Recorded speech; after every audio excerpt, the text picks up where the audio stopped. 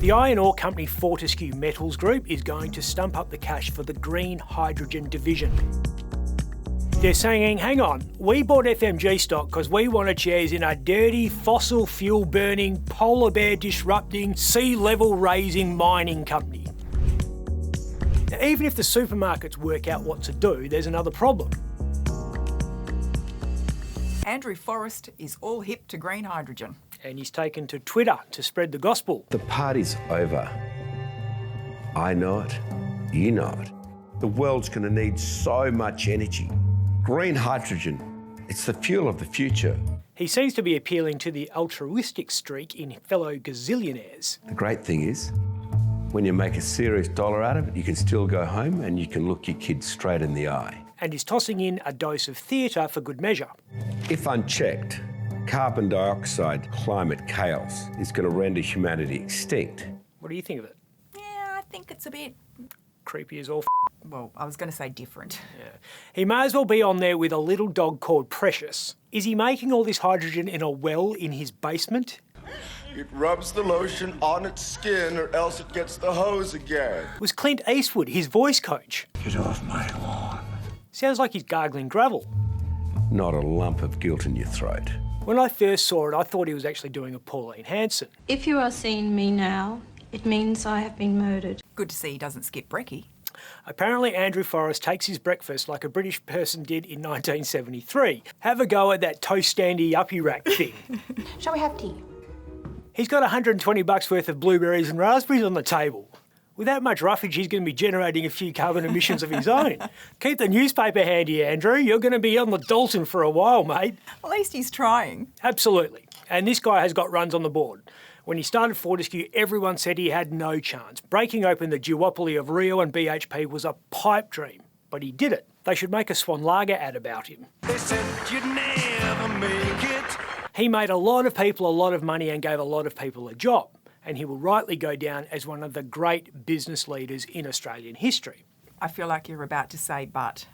But, as the Fin Review pointed out a few days ago, at least when he said he would turn FMG into the third force in iron ore actually existed.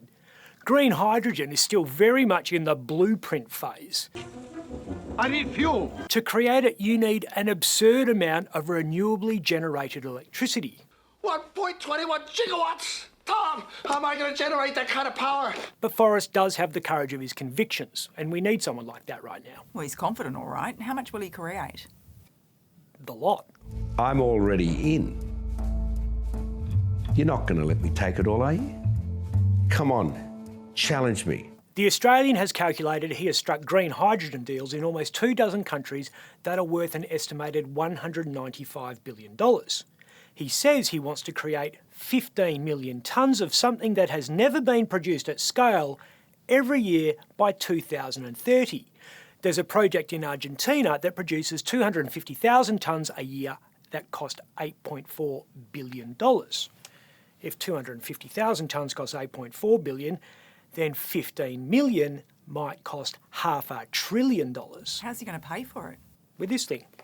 The iron ore company Fortescue Metals Group is going to stump up the cash for the green hydrogen division, which is called Fortescue Future Industries. Wonder how the shareholders feel about that. A lot of them who are yet to drink the Kool-Aid are pissed off. They're saying, hang on, we bought FMG stock because we wanted shares in a dirty, fossil fuel burning, polar bear disrupting, sea level raising mining company. We're not just doing this for money. We're doing it for a shitload of money. Not some make-believe thing that makes energy from water and turns it back into water after you burn it. It is made by Care Bears who are riding unicorns. The naysayers point to the iron ore price, which is going south and probably going to keep heading that way because Australia has picked another fight with China. And let's remember, he's still burning a lot of fossil fuels.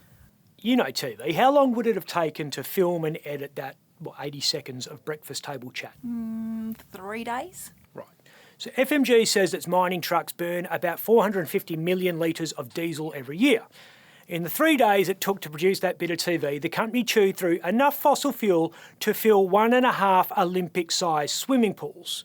And here's the great thing, Fortescue got $300 million back from Canberra in diesel rebate payments. which means as well as burning 3.7 million litres of fossil fuel in the time it took to produce that hydrogen ad, FMG made $2.5 million in federal kickbacks. And Forrest will use that money to build the $250 million LNG plant he has planned for New South Wales. And if there's any left over, he'll put some more jet fuel in his private plane. Roads?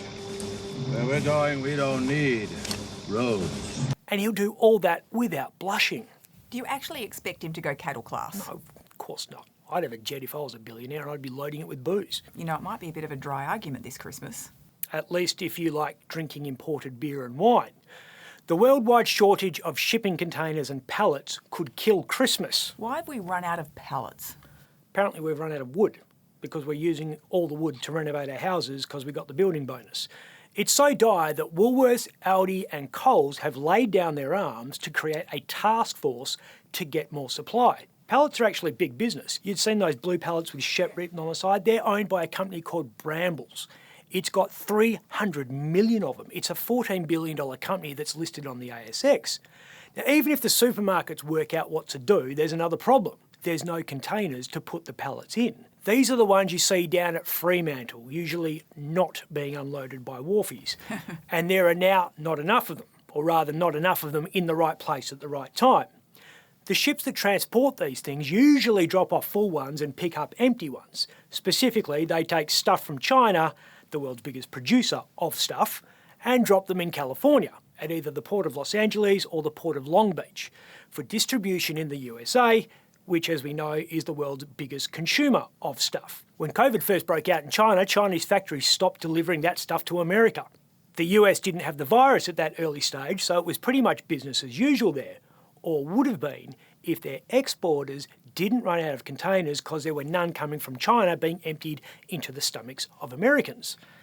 That meant American exporters delayed shipments to Europe, which meant Italian brewers and French champagne houses didn't have containers to put their products in. That little circle of life hiccup had a ripple effect around the world that's still being felt. I know one guy who has a container. This is priceless. Alleged drug smuggler Mostafa Baluch is on the run after being accused of bankrolling a 900-kilogram shipment of cocaine destined for Australia. He was trying to get into Queensland from New South Wales in a shipping container that was on the back of a truck. The cops were checking traffic going between the states, and one of the plods knocks on the side of the container as he walks past. And Mostafa knocks back. He thought it was the sign for the all clear and didn't realise he was giving the cops a pretty big clue that something fishy was going on. What happened to the coke? Cops got that as well. No booze, no blow. It's going to be a very clean Christmas. I'm Ben Harvey. For more Up Late, click the subscribe button below.